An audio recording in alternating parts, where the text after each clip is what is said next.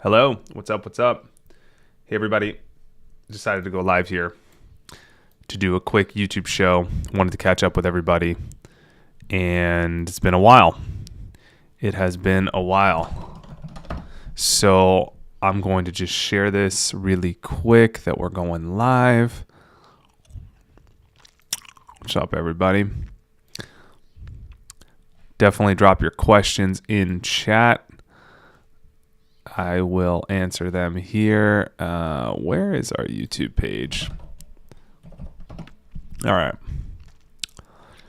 So we're going live. What's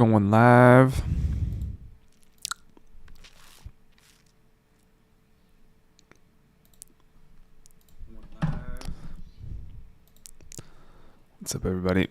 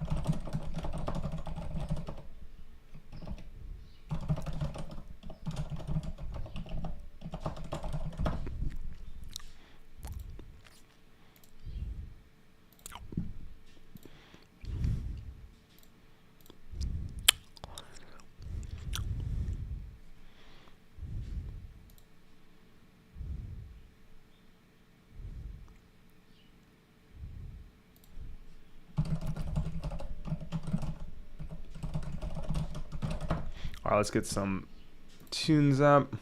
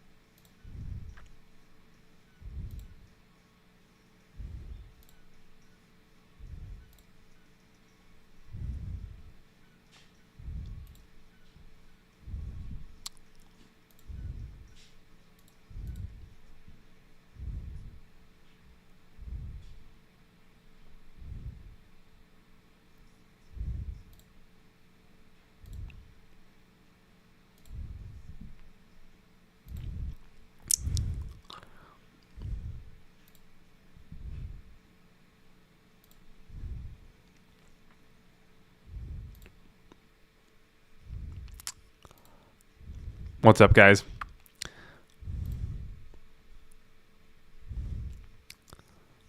All right, we should be live. What's up, everybody? Welcome. I hope you can hear me. I hope you can see me. We're hanging. Appreciate everybody being here. I am excited to chat. I'm going to let people get in. Drop some music here for a few minutes. Definitely drop some questions in the chat if you have them. Saturday morning. What is everybody doing? What is up? What is going on? Saturday morning. Happy Saturday. Hello.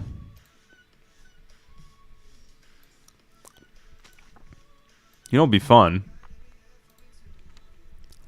It'd be fun to stream some poker one day.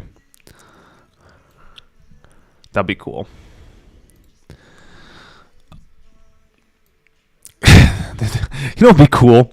You know, it'd be really fucking cool if there was somehow a way to stream a live session on delay. Like if you had like a camera, you know, in your glasses, and you could like stream what you're doing, and you can delay it. That would be fun. Stream some live sessions. I don't know if I'd want to do that though, because I have some hands that are kind of OG here that I'm like, you know, really don't want people knowing what's up.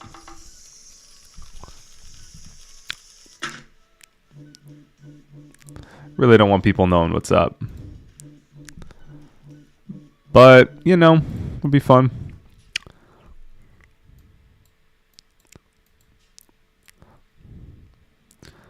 Hope everybody's having a good Saturday.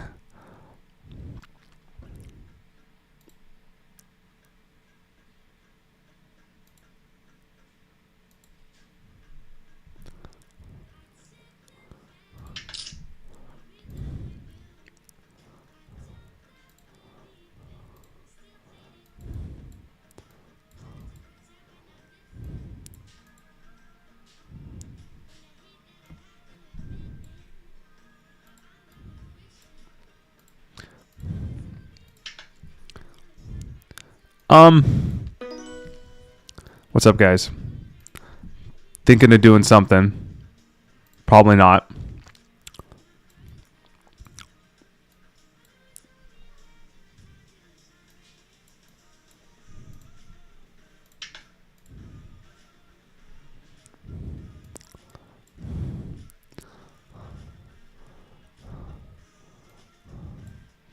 Hang on.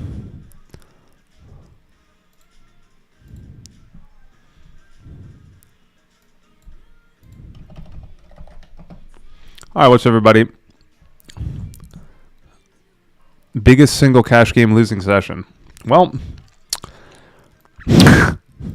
unfortunately, I've had some big losing cash game sessions, but you know, have some big winning ones too. So I guess that's part of the game. It's all relative. I guess it's not about. Well, it depends how you measure it, right? You can measure it in big blinds, like how many big blinds I've lost, or how many dollars I've lost. So I've actually lost more dollars than big blinds, but I've had my worst session in big blinds is at a smaller limit than my biggest session. So I think like in a 10-20 game or something like that is probably my worst session, because it's easier to lose large amounts of money when everyone's buying in really deep. But my worst losing session is probably just, you know, in the big game in Macau. Lost, I don't know, 2-3 buy-ins, but we were playing such big stakes that it actually mattered. So yeah, it's actually kind of ironic. Like my worst losing session is probably like 3 buy-ins, which losing 3 buy-ins isn't that big of a deal. But because we were playing so big, it actually was it was quite dramatic.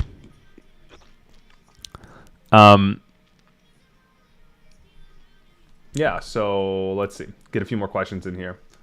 It'd be fun to do some call-ins too, which if you guys want to do, I'm totally open to that. Let me know if you guys want to do some call-ins. What's up, Lisa? The Red Loop. Some anonymous person with a Chinese name. What's up, everybody?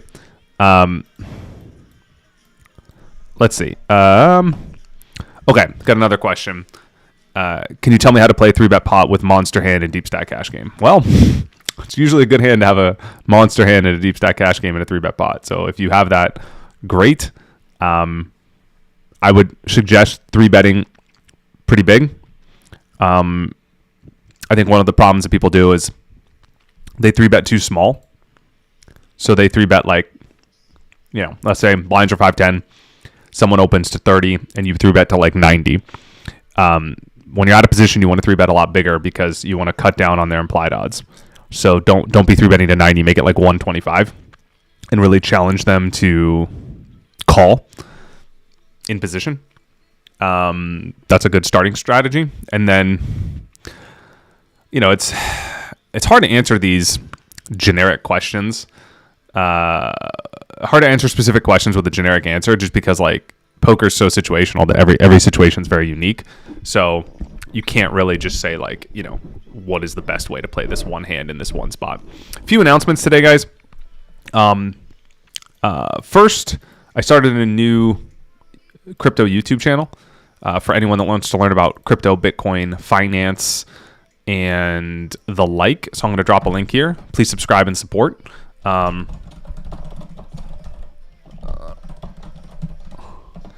So please subscribe and support. Let me know if you have questions on that subject. You'd like new videos made on a specific subject, certain questions. Happy to do that. Putting out content regularly on there, really working hard to create some awesome content in the crypto space. I think it's the most important thing to learn about in this point in history, aside from history, but it's where the future is headed. So I'd like to be there riding that wave. Crypto to me feels a lot like poker in 2003 when I first started playing online, 2003, 2004. I feel like crypto is kind of the same thing. A lot of people think we're late. I think we're early.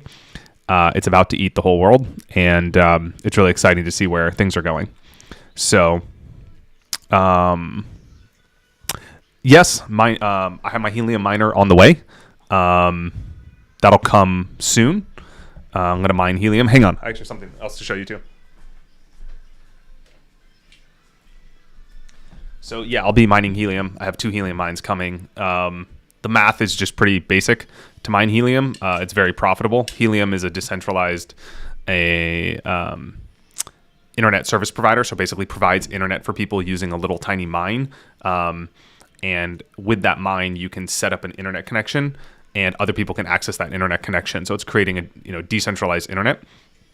So I'll be mining that, and you earn rewards in the native token of helium. So that's really exciting. You could earn, depending on various factors about your mine, which I won't get into, but you can earn, maybe $300, $1,000 a month mining helium, and you could have multiple mines. So you can earn, passive income. Some people can live off their helium mines if you live in a cheap area and you have a great mine with a lot of access to high altitude, your mine is in a high location. I also have a deeper mine, which I'm putting out a video on my YouTube soon, on my crypto YouTube. This is a deeper mine. I got a gold-plated one because I'm one of the top 1,000 holders of the token. But I don't normally recommend altcoins, but basically because you can mine the token and earn such a high interest, I think it's quite profitable to do this. So I'll be putting out a video on my YouTube about Deeper and how you can use a VPN. This is a VPN for life. So normally VPNs cost $15 a month, but this is $300 one-time purchase. And you get a VPN for life. So pretty exciting. A lot of stuff happening in crypto, a lot of ways to earn passive income. It's really cool.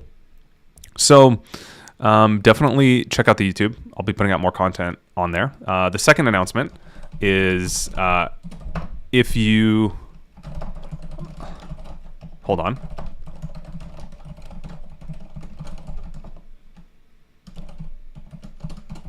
So check out Alec's Academy. It's the ultimate poker business course for people that want to turn poker into a profitable side hustle.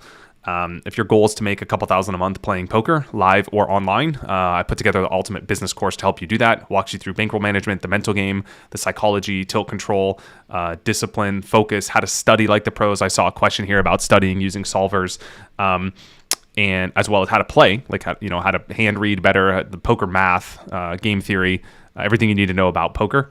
I will walk you through that in this course. It's an 8-week program. It starts in October 8th, and I'm really excited. We're going to have people from all over the world join, and I'll be walking you through that in an 8-week program. So there's group coaching with me.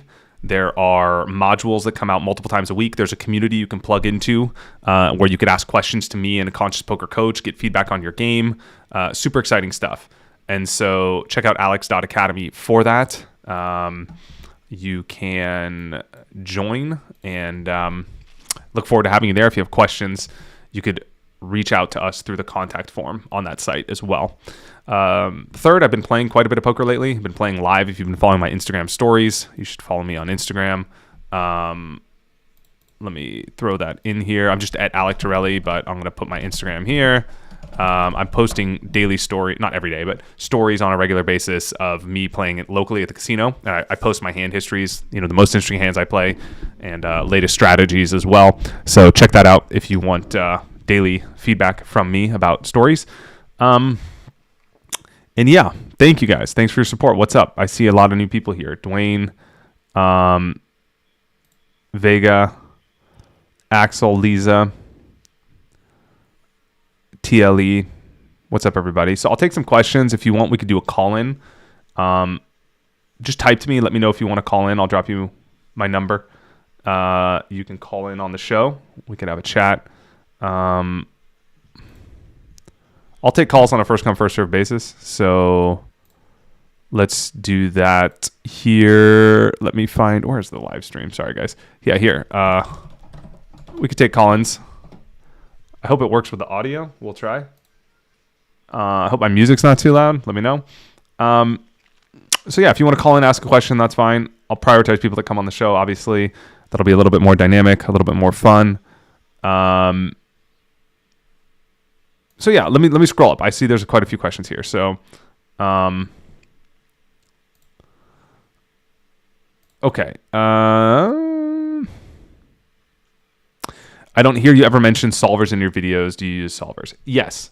I do have experience with solvers. I do use them. If you join our membership at Conscious Poker, I teach you how to use, basic solvers and like how to make sense of them and how to apply them to like your game, because just using a solver and becoming a GTO bot is not necessarily going to help you win the most amount of money. It might help you win money, but not the most amount of money in your game. So I really take a practical approach to poker and help teach you how to use solvers. The reason I don't talk about them on YouTube is because I don't want to be like a GTO bot. Like YouTube is for infotainment. And so if I start getting into the solver weeds, that gets a little bit boring, I think, to the average viewer. Like I think it's much more fun to make the videos entertaining. And so I kind of leave that for the more advanced content in our membership. And so it just makes more sense to have it in that format of like people that really want to learn can learn. All right. Is poker becoming less relevant today as opposed to 10 years ago? I don't know. Maybe, in the US when it was legal to play online, it was probably like maybe a little more relevant.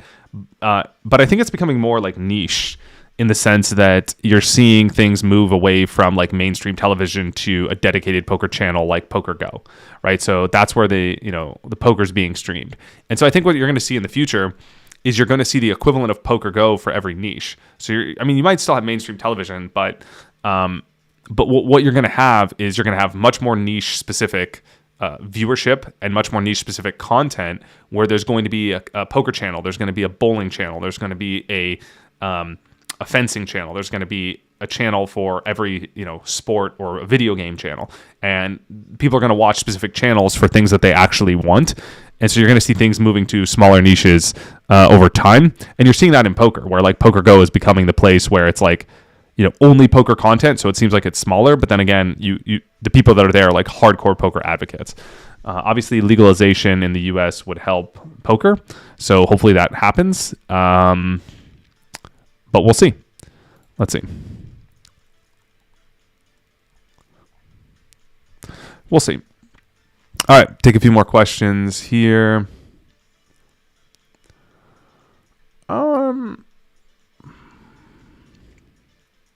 So how do Macau players different from USA players?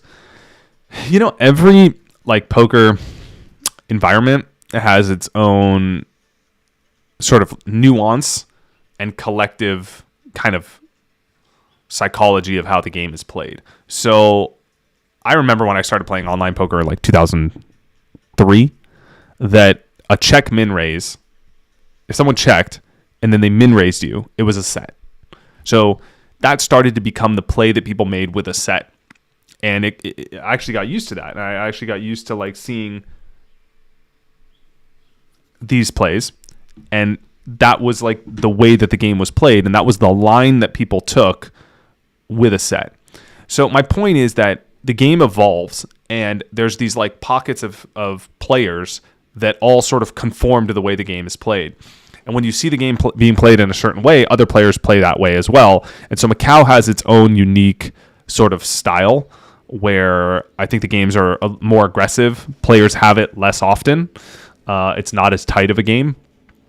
And that made it very unique because the ranges of the players just changed because there were so many VIPs playing that everyone was wanting to play a lot of hands against the VIPs. And when players play more hands, they have fewer value combos. They have less strong holdings. And so that just changed the way that everybody ended up playing.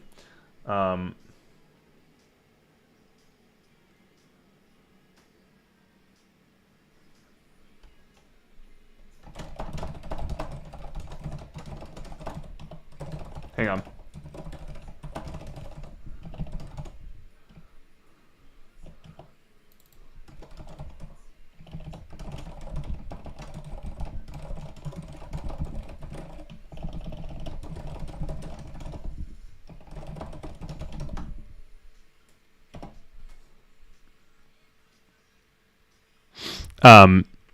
All right.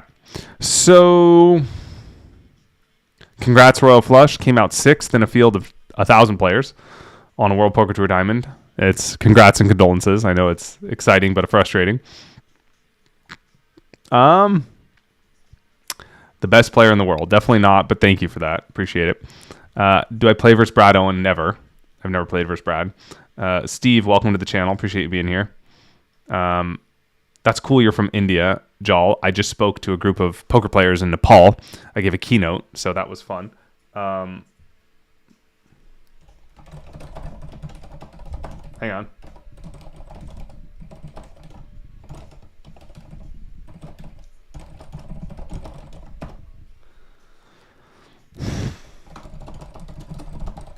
All right.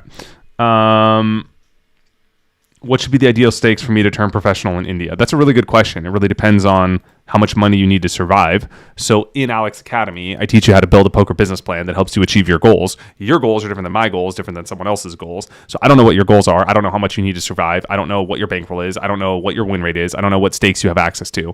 But in Alec's Academy, I walk you through how to do that. So you can scroll up and you can visit alex.academy to build your poker business. That's a great place to start. But the idea would be you'd want to first figure out your cost of living. You want to figure out how much you need to survive. You want to figure out how much you can win per hour. And then you want to figure out how many hours it's going to take you to win your desired amount in poker. And then you want to find a way to play that many hours. That's like the basic framework for the reverse engineering of your goals. And I hope that helps.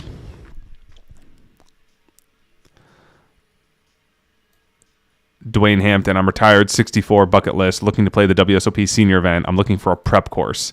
What do you suggest? So if you're looking for a specific prep course only for a WSOP event, a good option, I'm going to be honest, our membership at Conscious Poker isn't a WSOP prep tournament course. There might be one of those that you can find. I'm not aware of them, but there might be one you can find. We do have a lot of tournament content in the WSOP. And I actually took my main event. So I took my WSOP main event that I played. The last one I played 2019, of course, because there was no main event last year. And I documented every single hand I played during the main event, and I put it into the membership. So I literally walk you through every single tournament hand I play. So you could review every single hand I play during the main. That is a pretty good starting point. And I think that would help. There's also a lot of content in our membership about how to build your poker game from the ground up. So it's basically like starting with hand reading, fundamentals, math, positions, pre-flop play, the whole thing. And so I think that's a good starting point. Again, it's not like WSOP specific, but I think it's a good course. And you get lifetime access. You get a community as well. You can ask me and other people questions. So I don't know if we have our page live yet. We're redoing our website. If you send me an email, where are you? Dwayne, if you send an email to alec@consciouspoker.com, I will get back to you. And I'll let you know more information about it. I'll send you a page where you can learn more about it. Otherwise, Google around and find a poker WSOP specific tournament prep course, if that helps.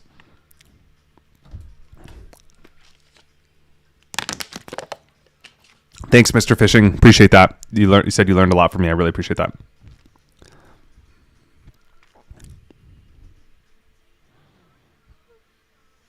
You turn to the stock market. Awesome. All right, guys. Drop your questions in here. I'll do my best to answer them.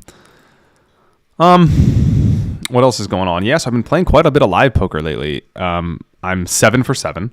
So I've won 7 sessions in a row, which might be one of my best streaks ever. I'm going for 10. Not that I'm trying to lose after 10, but I'm just going for 10 and then I'm going to quit and then come back and start over at 1. So it doesn't, I don't have to go to 11 and then lose purposely. But I'm actually going for 10. Pretty exciting, winning 7 in a row. Been playing some 10, 20, 40 no limit hold'em. Pretty good game, pretty big game. Decent sized game. Depends on who plays and how big. But usually the biggest game I could find, frankly. Yeah, usually everyone sits with about 5 or 10K. And so, there's some big pots. Played some interesting hands. I've been sharing them on my Instagram stories. I'll be sharing another episode probably tomorrow. I buy in 10K and that usually covers pretty much everyone. Biggest buy-in is about 10K, so I buy in that amount and play from there. So yeah, it's 10-20 with a $40 straddle. So it's a fun game. It's a good size. It's small enough where people gamble, but big enough where it's there's something at stake where people actually think about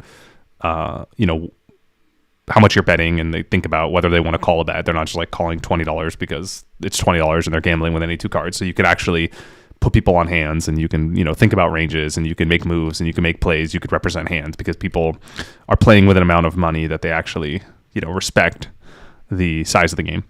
No max buy-in, but nobody really buys in bigger than 10K. So I won't say it's the max buy-in, but it's effective max. Yeah, it's cool. Fun game. So I also just miss poker. It's not about the game. It's not about, I'm not trying to, I'm not looking at it like a job or going from hourly, but it's really fun to just play poker. I almost feel like it's like a hobby, I almost feel like it's I'm the VIP, even though I think I'm going to win a lot in the game, but it's just fun because I haven't played live poker in a while, and it's I feel like a kid again going to play poker. So it's I'm in a great flow right now, and I'm in a great spot. I have a great relationship with the game right now, and it's very exciting to go play. But I'm much more of a quality over quantity player. I'm not going to the casino to play 40 hours a week to get my hourly in and whatever. I go when I want. I bring things to do while I'm waiting or phone calls to make on the way. And I sort of orchestrate my day around going so that it doesn't feel like a chore or a task. And it's just fun. I just go do it and have fun. And then when I get bored, I leave. Sometimes I play for 3-4 hours because I'm I played, I had fun, and I leave. And then other times I play for longer if the game is fun. It really depends on just energy of the game. But I've been winning 7 in a row. Yeah, been really just doing really well. So it's been fun.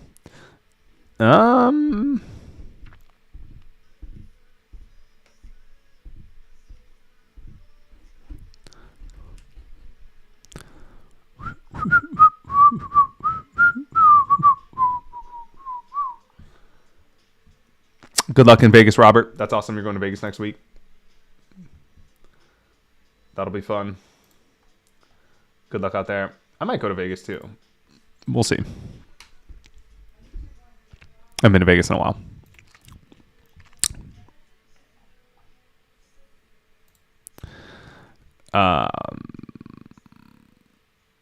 So what else? Drop me your questions, guys. If you want to call in, let me know. I'll drop in my number. You can call in, ask me anything. Going to be here for a little while. Again, dropped a new crypto YouTube. Definitely going to want to check that out. I'll drop you guys the link here. Subscribe, support. Greatly appreciate it. let me know your questions. I'll answer them in short videos. I'll do an Ask Alex section on the crypto as well. That's been fun. It's exciting. It's where the future is. It's funny to see all the poker players move into crypto. Poker players are very agnostic, but moving towards where the opportunity is, and they kind of are ahead of the curve. And so it's funny to see like that sort of thing happen.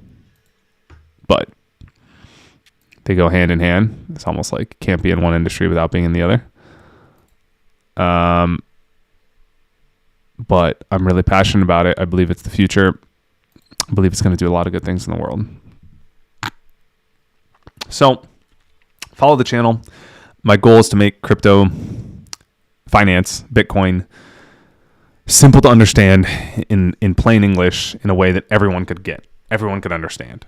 And my goal is to just like demystify it to the point where like it's really overwhelming to start learning about crypto. I probably spent 1,000 hours in crypto over the past 4 or 5 years, and it's a lot. It took me like hundreds of hours to kind of get my head around what it is and what it means and why it's significant, and what is money and why money is important and the history of money and all these things. And my goal is to make that process very simple for everyone to understand in 5 to 10 minute videos. I put out a series called The Future of Money, which you can read at alectorelli.com. So you can read them all at alectorelli.com. They're coming out on my YouTube as well. So Future of Money. This is like the best place to start. I also have a Start Here section on my YouTube where you can just look at the videos in order, so you can kind of get a narrative for what crypto is, why it's significant, where it's headed, its place in the world, why it's so important. And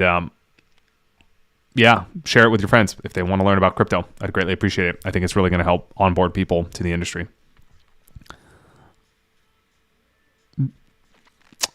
If you guys have questions or videos you want me to make, definitely reach out to me as well. You can leave a comment on my crypto channel. It's called Cryptorelli. And let me know your questions. I'm happy to answer them in videos too. Or things I should research, projects I should know about, interesting developments happening. Let me know. I want to stay at the forefront of what is going on. So I appreciate your guys' support and feedback too.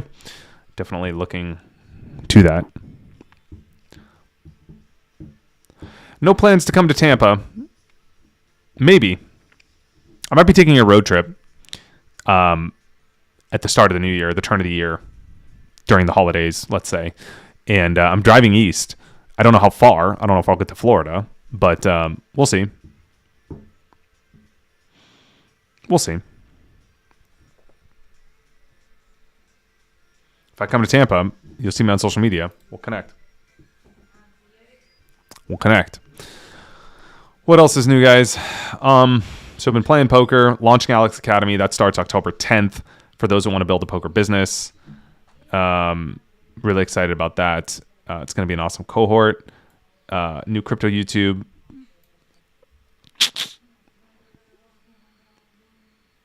What else? That's what I've been up to. I'm spending a lot of time in crypto. Really spend most of my time reading, learning, researching, talking to friends.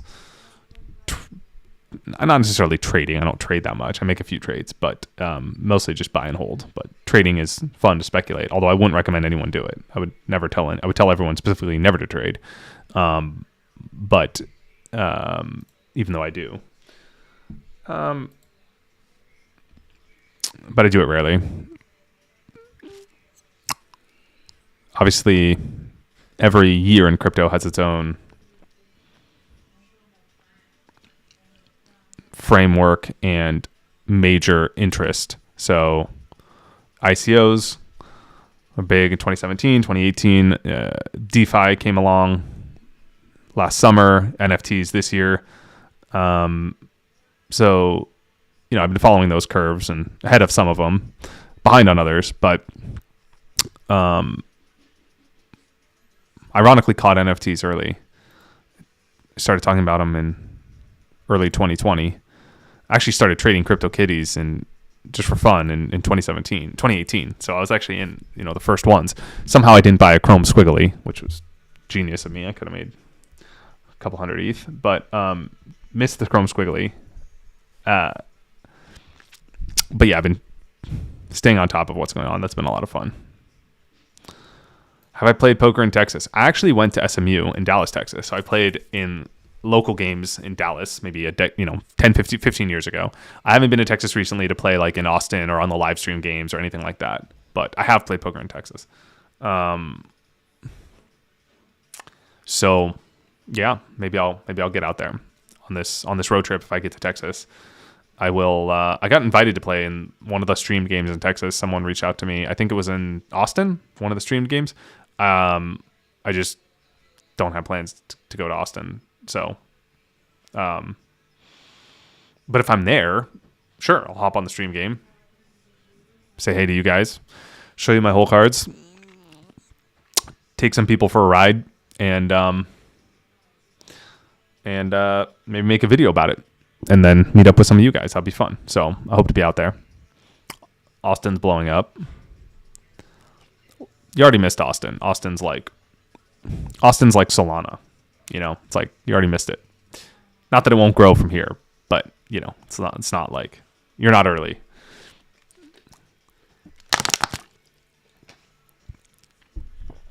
So maybe we'll be out to Austin. Is your win and loss rate cyclical? You mean, does it go like in cycles? I guess. Yeah. But, your win rate is fixed. So your win rate is stagnant, assuming it doesn't change.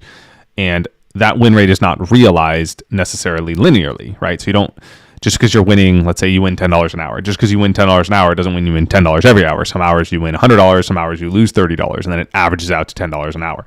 So then you're going to have these swings where you're going to like win 5 sessions in a row, and then you're going to lose 3 sessions in a row. So it's going to seem like it's happening over these cycles, these swings. When in reality, if you average it out, you will win at your win rate over time. And I don't know what that win rate is. Most people lose, frankly. So they're going to lose over time. That's just the way poker works. But yeah. Let's see. What else is going on, my people?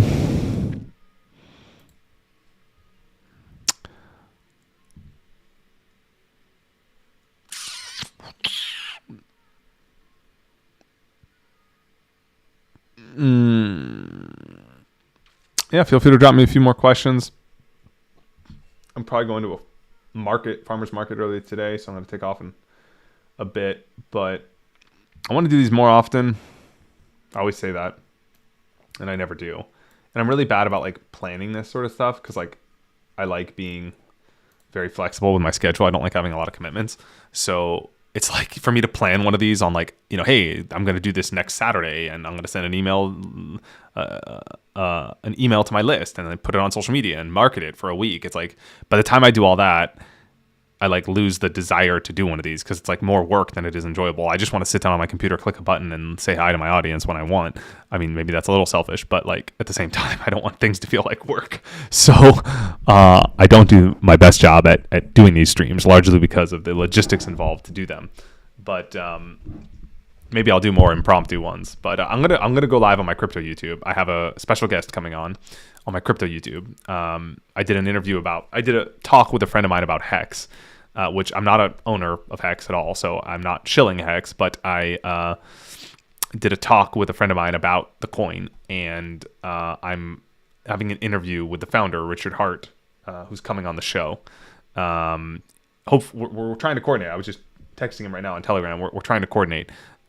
He's in traveling Europe and driving Ferraris around Liechtenstein or whatever. So we're trying to coordinate, but I will do a live stream with him as soon as he's available on my crypto YouTube. So be sure to subscribe for that. You can scroll up and click here and subscribe to the YouTube. I will keep you posted when that comes out. That'll be fun. So I'm doing some live stream on the crypto YouTube with friends and people in the crypto industry. I'm going to try and focus more on that. I think it's a little bit more exciting to me at this point than doing, I've just been in poker so long. I mean, I like poker, but like trying to live stream with other poker players on my YouTube sounds a little bit more like work than it does pleasure, whereas doing it in crypto sounds a lot more fun and exciting at this point.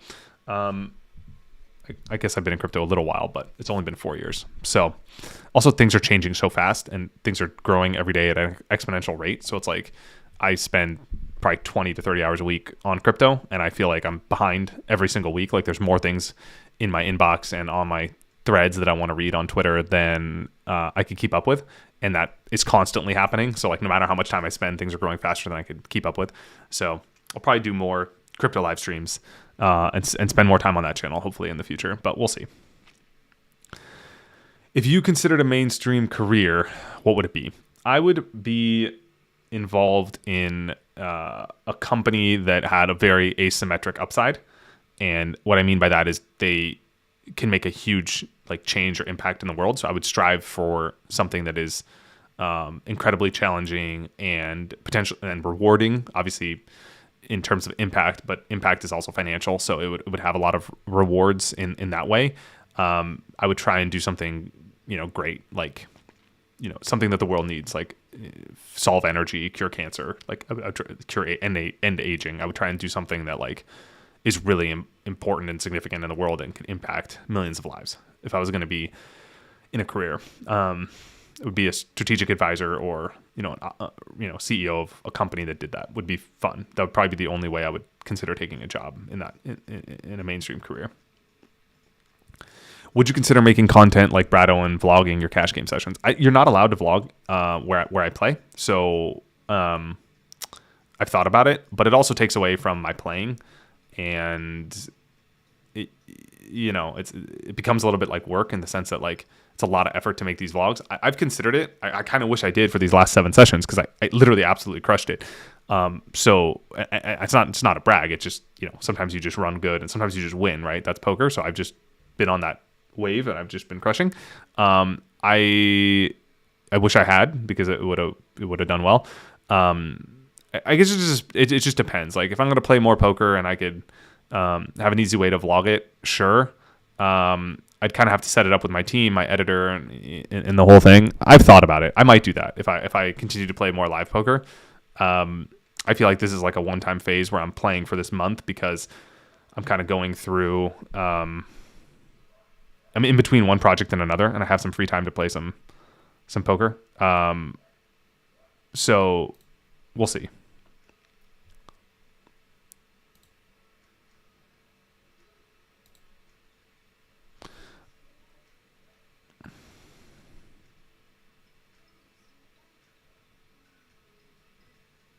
So do you use the same bankroll concepts you do in trading crypto as you do in poker? So like I said, I don't really trade crypto. I don't think that trading is a great strategy. You pay fees, you have capital gains, and you can't really time the market. So unless you're going to be like on-chain analysis and you're super technical and you think you can beat the market, which 97% of people can't, just like in poker, you shouldn't really be trading. You should be buying and holding. But yes, when it comes to bankroll management, I think about crypto the same way as I do about poker. This is not financial advice, but my personal opinion is like most people. If I was gonna tell someone what I think the best strategy is, I would say just put 100% of your net worth, your crypto net worth, not your net worth. Again, not financial advice, just my opinion. Put it all in BTC and in Bitcoin, and that's the safest bet you can make. And just buy and hold, and cold storage, custody your own coins, and that's it. Don't do anything else. Just leave it there for a decade or two.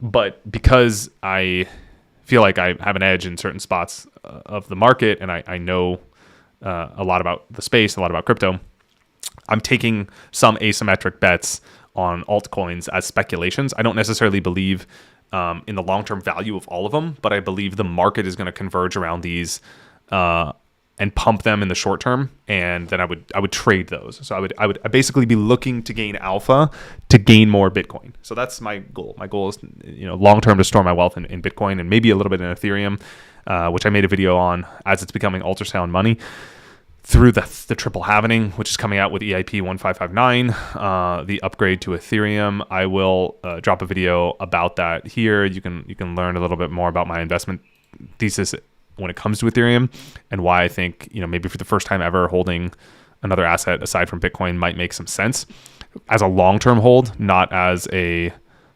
speculation. So I differentiate between the money I use for speculating and the money I use for investing. So investing, that's Bitcoin. That's pretty much only Bitcoin. Speculating, I would do with maybe 20% of my 30% of my crypto portfolio, and I would do that because I believe that other coins are going to outperform in the short term. Sorry, I'm trying to find this video for you. Here's my thesis on Ethereum. I believe other coins are going to outperform in the short term, and I think it's fine to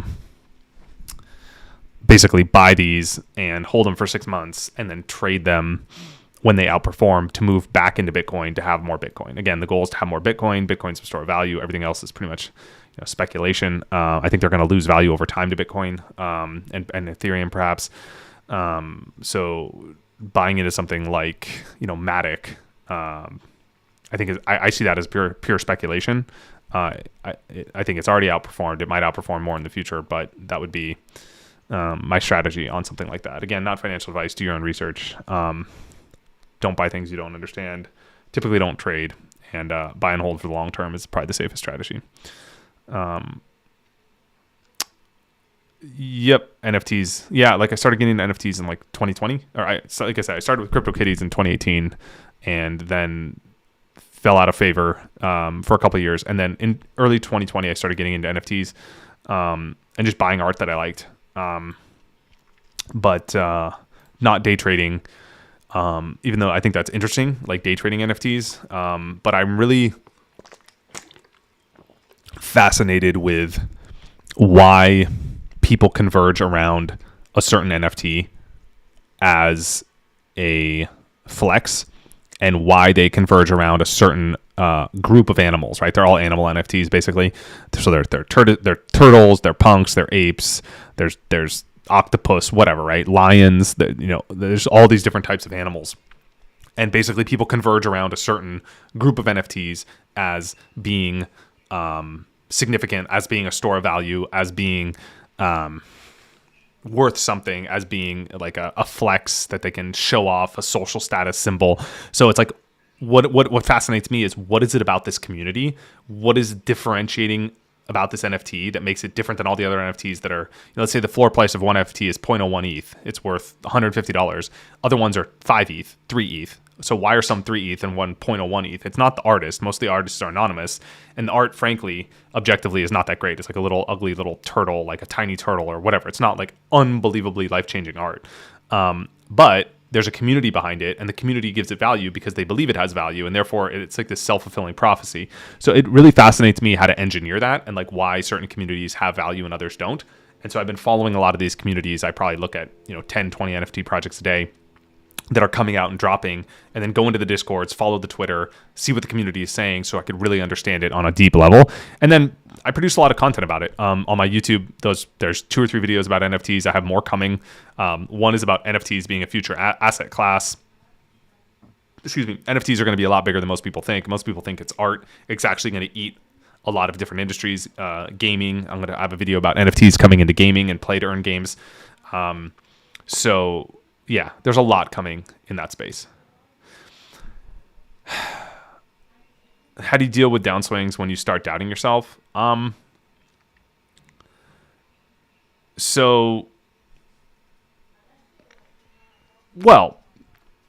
I know deep down that I'm a great poker player, and that's not a brag. That's just the truth. Like I suck at most things in life, but I know that I'm like winning in any game I sit down in a live poker game.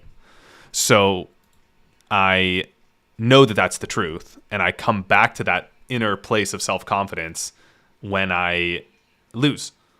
And I do get down on myself, and sometimes I do feel like shit, or I feel like an idiot, or sometimes I do play bad and I'm my own worst enemy and I lose because I sucked on that day. But I know that deep down in the long term I will win. And so I come back to that, and that gives me confidence. And then I reevaluate. I really like winning more than I hate losing.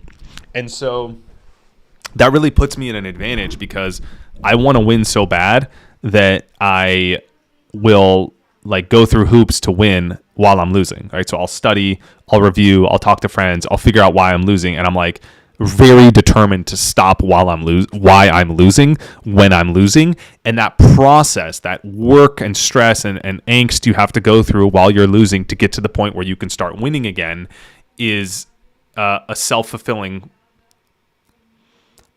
positive feedback loop that gives you more confidence because you're studying, you're reviewing, you're finding your mistakes, you're figuring out what you did wrong, you're correcting what you did wrong. And so all those things give you confidence to go back into the game and have more confidence going forward. So yeah, I do get down on myself. That's normal. I talk about that a lot in Alec's Academy, and the process and my mental routine and exactly what I go through and my self-talk and my routine before and after games to get myself engineered to be in the most positive state of mind possible. So, sorry, hang on, let me move this over here. Yeah, that's part of the game. So, it's part of the game. Part of the game. But you have to know that you're a good player. Like, you have to be a winning player in the games that you play. And that should give you confidence. Like, if you know that you're good enough to win in the games you play and you believe that and you know that deep down, that's going to propel you forward. All right, I'll take a question or two more and then I'm going to wrap. Like I said, I'm going to out today. It's Saturday morning. I want to get out. I might go back to play. Probably not today. But we'll see. Yeah, zoom out on the graph. If you're a winning player, just zoom out. Exactly. So like what happens is you're measuring your results in this arbitrary small time window where it feels like, you're a losing player because you're losing in this small time window. Whereas in reality, you could zoom out and you could extend that time window. Instead of looking at a week long or a month long, you can look out and look at 6 months long or a year long, and now you're going to be a winning player again. So if you just zoom out of that time window, you're probably going to be a winning player. So, all right, guys, we'll end on that. Check out my YouTube, Torelli. Subscribe. I'd appreciate that. Check out Alec's Academy. So poker business course is alex.academy. It starts October 10th. And I'm going to help you make a couple grand a month on the side. And I think I could really help you on your poker journey if you want that next level. Definitely check out Torelli. Subscribe to my YouTube. More content is coming. And that's it, guys. Stay tuned. Follow me on Instagram if you want daily updates about what's going on. This has been fun. You guys are awesome. We'll do this again soon. See you, everybody.